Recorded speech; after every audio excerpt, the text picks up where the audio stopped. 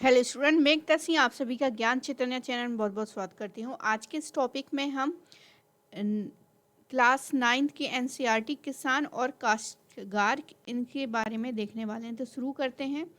पिछले 2 अध्यायों में आप वनों और चारागाहों में हमने क्या था पढ़ा था, और इसके बारे में जो इन स्रोतों से रोजी रोटी अर्जित करते हैं, अपने झूम खेती वालों, चारागाहों और जातीय समूहों के बारे में भी हम सभी ने पढ़ा था। आपने जाना कि किस प्रकार वन और जो चारागाह हैं आधुनिक सरकारों के नियंत्रण में आना धीरे धीरे शुरू हो गए थे। उनकी पाबंदियों से इन पर भी असर पड़ा और जो इन संसाधनों पर आश्रित थे, मतलब यहाँ पर जो चरवाहे हैं और जो जनजातीय आदिवासी समूह हैं, इन पर जब सरकार यहाँ पर बदलती हैं तो इनके भी जो आश्रित थे अपने संसाधनों पर, पेड़ पौधे जंगलों पर, उन पर भी क्या है बहुत बुरा असर पड़ता है। तो इस अध्याय में विभिन्न देशों के खेतीहर समुदायों के बारे में पढ़ेंगे। यहाँ एक और इंग्लैंड के छोटे किसान, काटेजर अमेरिका के गेहूं उत्पादकों और बंगाल के अफीम उत्पादक किसानों के बारे में इस लेसन में क्या है जानकारी दी गई है। दूसरी तरफ आप जानेंगे कि आधुनिक खेती की शुरुआत का विभिन्न देहाती समूहों पर क्या प्रभाव पड़ता है। ये भी विश्वव्यापी पूंजीवाद बाजार से जुड़ने का दुनिया के अलग अलग इलाकों पर क्या प्रभाव पड़ता है। इन विभिन्न स्थानों की तुलना में आप यह जान पाएंगे कि इन स्थानों का इतिहास एक दूसरे से भिन्न होते हुए भी एक प्रक्रिया के रूप में कितना मिलता जुलता है। तो यहाँ से शुरुआत करते हैं। इंग्लैंड में कृषि क्रांति जो कि पहले दस्तक देती है, यहाँ पर देखते हैं इंग्लैंड में आधुनिक खेती की शुरुआत। तो पहली जून 1830 ईस्वी की घटना है। इंग्लैंड के उत्तरी पश्चिम क्षेत्र में एक किसान अचानक पाया गया कि वो है उसके बाड़े में रात में आग लगने से पुआल सहित क्या हो गया, पुआल सहित सारा खलियान जलकर खाक हो गया। बाद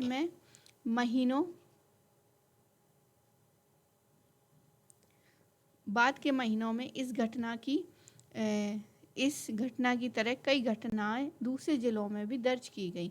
सिर्फ यही पुआल जल जाती और कहीं तो पूरा का पूरा फॉर्म भी जलकर स्वाहा हो जाता।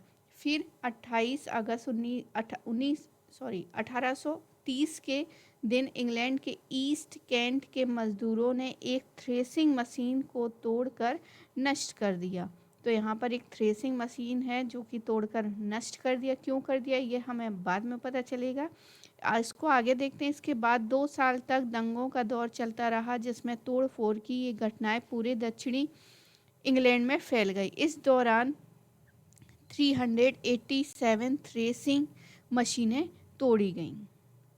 तो अब ये क्यों तोड़ी? थ्रेसिंग का काम तो जो अनाज है उसको निकालना था। तो ये क्यों तोड़ी जा रही थी? क्योंकि किसानों को धमकी भरे पत्र मिलने लगे कि वे इन मशीनों का इस्तेमाल करना बंद कर दें, क्योंकि उनके कारण मेहनत कशों की रोजी रोटी छिन गई है। मतलब पहले क्या है, हाथ से अनाज को उससे अलग किया जाता था, लेकिन अब थ्रेसिंग मशीन के आने से ये जो मेहनत करने वाले लोग हैं उनकी रोजी रोटी छिन गई थी।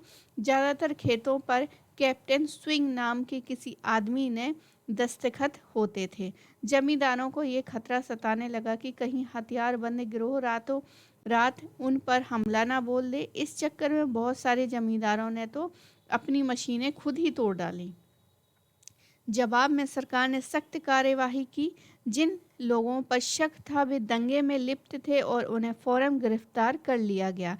1976 में लोगों पर मुकदमा चला और 9 को फांसी दे दी गई और 505 को देश निकाला दे दिया गया, जिनमें से 450 को ऑस्ट्रेलिया भेज दिया गया। ऑस्ट्रेलिया क्योंकि वहाँ जो भी कोई दंड किया जाता था तो उसको क्या है सज़ा के तौर पर ऑस्ट्रेलिया भेज दिया जाता था, क्योंकि ऑस्ट्रेलिया जो है पूरे पानी से घिरा हुआ है। आगे देखते हैं। लगभग 644 लोगों को बंदी बनाया गया।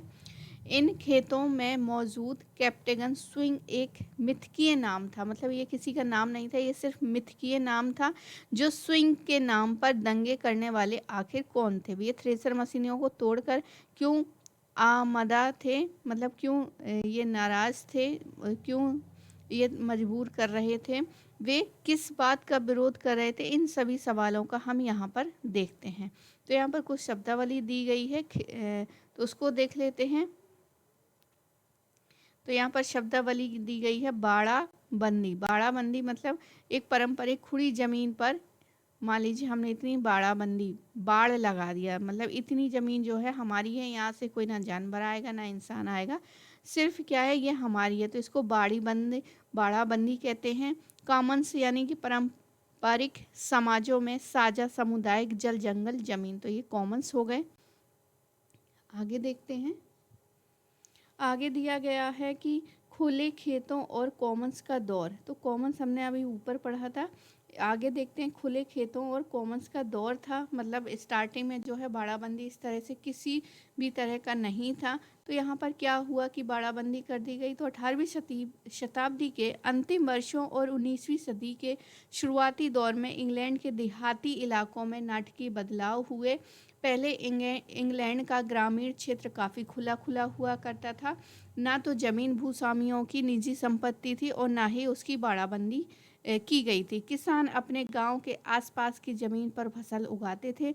साल की शुरुआत में एक सभा बुलाई जाती थी जिसमें गांव के हर व्यक्ति को ज़मीन के टुकड़े आवंटित कर दिए जाते थे। ज़मीन के ये टुकड़े समान रूप से उपजाऊ नहीं होते थे और कई जगह क्या हो जाते थे, बिखरे हुए हुआ करते थे। कोशिश ये होती थी कि हर किसान को अच्छी और ख़राब दोनों तरह की ज़मीन मिल सके। खेती की इस ज़मीन के परे साझा ज़मीन हुआ करती थी, कॉमन की इस साझा ज़मीन पर सारे ग्रामीणों का हक हुआ करता था। वहाँ वे अपने मवेशी और भेड़ बकरियाँ चलाते थे, जलावन की लकड़ियाँ बेचते थे और खाने के लिए कंदमूल फल इकट्ठा करते थे। जंगल में वे शिकार करते थे, नालियों और ताल तलैयों में मछली पकड़ते थे। गरीबों के लिए तो ये साझा ज़मीन जिंदा रहने की बुनियादी साधन हुआ करती थी। इसी ज़मीन के बल पर वे लोग अपनी आय की कमी को पूरा करते थे, अपने जानवरों को पालते थे। जब किसी साल फसल चौपट हो जाया करती तो ज़मीन उन्हें संकट से उबारा करती थी। इंग्लैंड के कुछ हिस्सों में खुले खेतों और मुक्त और साझी जमीन की अर्थव्यवस्था 16वीं शताब्दी से ही बदलने लगी थी। 16वीं सदी में जब ऊन के दाम विश्व बाजार में चढ़ने लगे तो संपन्न किसान लाभ कमाने के लिए ऊन का उत्पादन बढ़ाने की कोशिश करने लगा। इसके लिए उन्हें भेड़ों की नस्ल सुधारने और बेहतर चारागाहों की आवश्यकता हुई। नतीजा यह हुआ कि साझा जमीन को काट छाट कर घेरना शुरू कर दिया ताकि एक की संपत्ति दूसरे या साझा जमीन से अलग हो जाए। साझा जमीन पर झोपड़ियाँ डालकर रहने वाले ग्रामीणों को उन्होंने निकाल बाहर किया और बाड़ाबंद खेतों में उनका प्रवेश निषिद्ध कर दिया। यह बाड़ाबंदी की शुरुआत होती है। अब 18वीं शताब्दी के मध्य तक बाड़ाबंदी आंदोलन की रफ्तार काफ़ी धीमी रही। शुरू में गिने चुने भूस्वामियों ने ही अपनी पहल पर बाड़ाबंदी की थी, इसके पीछे राज्य या चर्चा का हाथ नहीं था। लेकिन 18वीं सदी के दूसरे हिस्से में बाड़ाबंदी आंदोलन इंग्लैंड के पूरे देहात में फैल गया और उसने इंग्लैंड के भूदृश्य को बिल्कुल ही बदल कर रख दिया। 1750 से लेकर 1850 यानी 100 सालों के बीच 60 एकड़ जमीन पर बाड़ें लगाई गईं। ब्रिटेन की संसद ने सक्रिय भूमिका निभाते हुए इन बाड़ों को वैध प्रदान करने के लिए 4,000 कानून जो है पारित किए।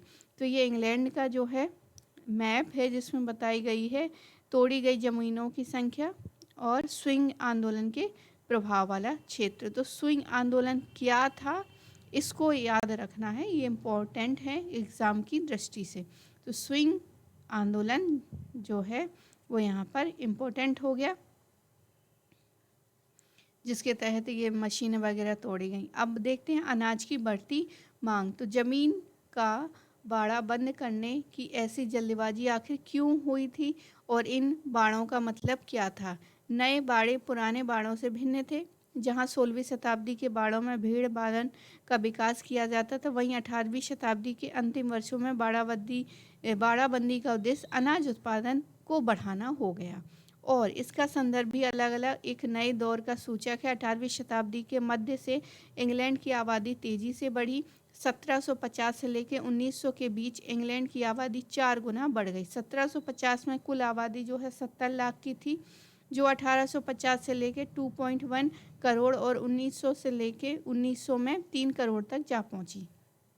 जाहिर है कि जब ज़्यादा अनाज की ज़रूरत होती थी। इसी दौर में इंग्लैंड का औद्योगिकरण भी होने लगा। बहुत सारे लोग रहने और काम करने के लिए गांव से शहर का रुख करने लगे थे। खाद्यान्नों के लिए यह बाजार पर निर्भर होते गए।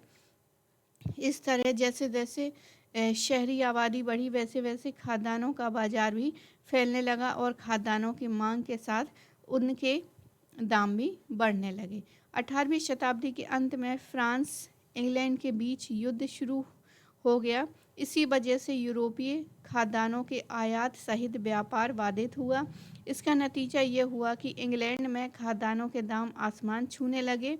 उससे उत्साहित होकर भूस्वामी अपने बाड़ाबंद जमीन में बड़े पैमाने पर अनाज उगाने लगे थे, जिनकी तिजोरियां भरने लगे और उन्होंने बाड़ाबंदी कानून पारित करने के लिए संसद पर दबाव डाला। बुलेश, अब यहाँ पर नए शब्द है, जैसे बुलेश क्षमता की नाप, और शीलिंग जो है इंग्लैंड की एक मुद्रा का नाम हुआ था 20 शीलिंग बराबर 1 पाउंड। आगे देखते हैं तो यहाँ पर एक मैप दिया गया 19वीं शताब्दी में शुरुआत में सफोक का देहाती इलाका है। अब बाड़ाबंदी युग देख लेते हैं। तो इंग्लैंड के इतिहास में 1780 का दशक पहले के किसी दौर से ज़्यादा नाटकीय दिखाई देता था। इससे पहले अक्सर यह होता था कि आबादी बढ़ने से खाद्यान्न का संकट गहराता जाता था, लेकिन 19वीं शताब्दी में इंग्लैंड में ऐसा नहीं हुआ। जिस तेजी से आबादी बढ़ी उसी हिसाब से खाद्यान्न उत्पादन भी बढ़ा। जनसंख्या वृद्धि तेज रफ्तार से के बावजूद 1868 में खाद्यान्न की अपनी ज़रूरतों का 80% इंग्लैंड खुद पैदा कर रहा था, बाकी का आयात किया जा रहा था। खाद्यान्न उत्पादन में हुई वृद्धि खेती की तकनीक में हुए किसी नए बदलाव का परिणाम नहीं थी, बल्कि ये तो सिर्फ कि नई ज़मीन पर खेती जाने लगी। भूस्वामियों ने मुक्त खेती, सार्वजनिक जंगलों, दलदली जमीन और चारागाहों को काट छाट कर बड़े बड़े खेत बना लिए गए। जिस समय तक किसान खेती में उन्हीं सरल तकनीकों का इस्तेमाल कर रहे थे जो 18वीं शताब्दी के प्रारंभ में बड़े पैमाने पर प्रचलित थे। 1660 के दशक में इंग्लैंड के कई हिस्सों में किसान शलजम और तिपतिया घास यानी क्लेवर की खेती करने लगे थे। तो शलजम और तिपतिया जो है वहाँ पर खेती होती थी। उन्हें जल्द ही एहसास हो गया कि फसलों में ज़मीन की पैदावार बढ़ती है। फिर शलजम को पशु भी बड़े चाव से खाते हैं, इसलिए वे शलजम और तिपतिया घास की खेती नियमित रूप से करने लगे। बाद में अध्ययनों से पता चला कि इन फसलों से ज़मीन में नाइट्रोजन की मात्रा बढ़ जाती है, जो फसल वृद्धि के लिए महत्वपूर्ण हुआ करती थी। असल में खेती करने से ज़मीन में नाइट्रोजन की मात्रा घट जाती है, जिसके कारण ज़मीन की उर्वरता भी कम होने लगती है। शलजम और तिपतिया घास की खेती से ज़मीन में नाइट्रोजन की मात्रा फिर से बढ़ती है और फिर ज़मीन उपजाऊ हो जाती है। इस तरह 19वीं सदी के प्रारंभिक वर्षों में खेती में सुधार लाने के लिए किसान इन्हीं सरल तरीकों का नियमित रूप से क्या करने लग गया, इस्तेमाल करने लग गया। अब बाड़ाबंदी को एक दीर्घकालीन निवेश के रूप में देखा जाने लगा और मिट्टी की उर्वरता बढ़ाने के लिए लोग बदल बदल कर फसलें बोने लगे। बाड़ाबंदी के अमीर भूस्वामियों को अपनी जोत बढ़ाने के लिए बाजार के लिए पहले से ज़्यादा उत्पादन करने की सहूलियत मिलती गई।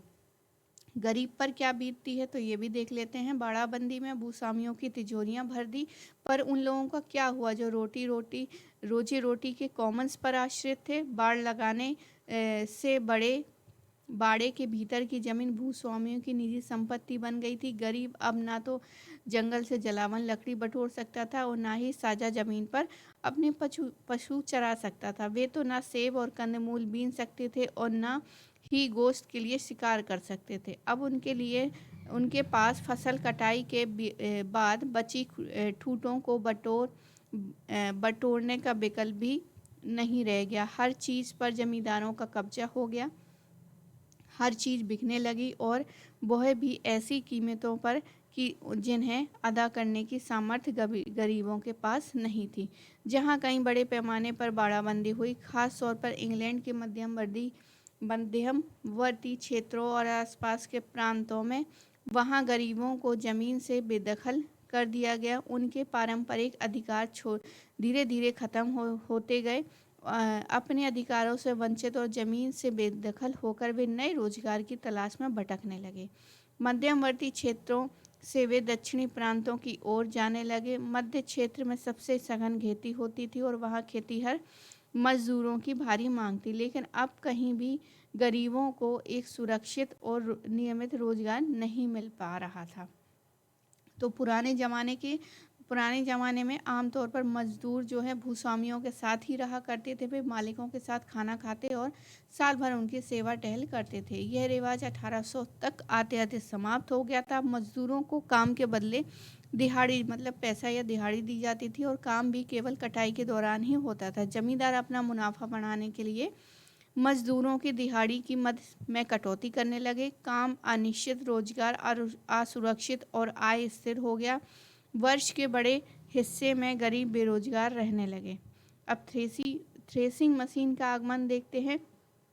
दिनों दिन नेपोलियन इंग्लैंड के विरुद्ध जो है युद्ध छेड़े गए थे। उन दिनों खाद्यान्न के भाव जो है काफ़ी ऊंचे थे और काश्तकारों ने जमकर अपना उत्पादन बढ़ाया। मजदूरों की कमी के डर से उन्होंने बाजार में नई नई थ्रेसिंग मशीनों को खरीदना शुरू कर दिया। काश्तकार अक्सर मजदूरों के आलस से, शराबखोरी और मेहनत से जी चुराने की शिकायत किया करते थे। उन्हें लगता था कि मशीनों से मजदूरों पर उनकी निर्भरता कम हो गई। युद्ध समाप्त होने के बाद बहुत सारे सैनिक अपने गांव और खेतीहर में क्या हो गए, वापस लौट गए। उन्हें नए रोजगार की ज़रूरत थी, लेकिन इसी समय यूरोप में अनाज का आयात बढ़ने लगा, उनके दाम कम हो गए और कृषि मंदी छा गई। बेचैन होकर भूस्वामियों ने खेती की ज़मीन को कम करना शुरू कर दिया और मांग करने लगे कि अनाज का आयात रोका जाए। उन्होंने मजदूरों की दिहाड़ी और संख्या कम करनी शुरू कर दी। गरीब और बेरोजगार लोग काम की तलाश में गांव-गांव भटकते थे और उनके पास अस्थायी सा कोई काम था, उन्हें भी आजीविका खो जाने की आशंका रहती थी। यही वो दौर था जब देहात में कैप्टन स्विंग वाले दंगे जो है फैले और गरीबों की नज़र में थ्रेसिंग मशीन जो है बुरे वक्त की निशानी बन गई। अब यहाँ पर एक सोर्स है। बाड़ाबंदी के कारण सार्वजनिक जमीन पर अधिकार समाप्त होने से एक किसान ने स्थानीय जमींदारों को एक पत्र लिखा। अगर कोई गरीब आदमी सार्वजनिक ज़मीन में आपकी एक भेड़ ले तो कानून उसके खिलाफ खड़ा हो जाए, लेकिन अगर आप सैकड़ों गरीब की भेड़ बकरियों को चराने से ज़मीन छीन लेते हैं तो कानून कुछ भी नहीं कहता। अगर गरीब आदमी आपसे कोई चीज़ छीन लेता है तो उसको फांसी दे दी जाती है, जबकि अगर आप इस व्यक्ति की आजीविका छीन ले तो आपके खिलाफ कोई कार्यवाही नहीं की जाती है। तो ये बताया गया है यहाँ पर। आगे देख लेते हैं निष्कर्ष क्या था। तो इस तरह इंग्लैंड में आधुनिक खेती के आगमन पर कई तरह के बदलाव हमने देखे।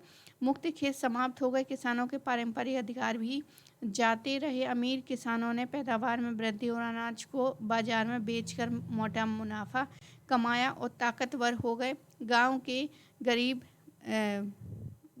बड़ी संख्या में शहरों की ओर पलायन करने लगे। कुछ लोग मध्यवर्ती क्षेत्रों को छोड़कर दक्षिणी प्रांतों का रुख करने लगे, जहां रोजगार की संभावना बेहतर थी, तो कुछ अन्य शहरों की ओर चल पड़े। मजदूरों की आय का ठिकाना न रहा, रोजगार असुरक्षित और आजीविका के स्रोत अस्थिर हो गए।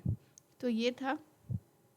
अब हम अगला जो है अगले उसमें करेंगे। तो आई होप आपको ये वीडियो पसंद आया होगा। पसंद आया तो प्लीज़ लाइक करें, शेयर करें, सब्सक्राइब करें। मिलते हैं एक और वीडियो के साथ। पूरा वीडियो देखने के लिए आप सभी का बहुत बहुत धन्यवाद।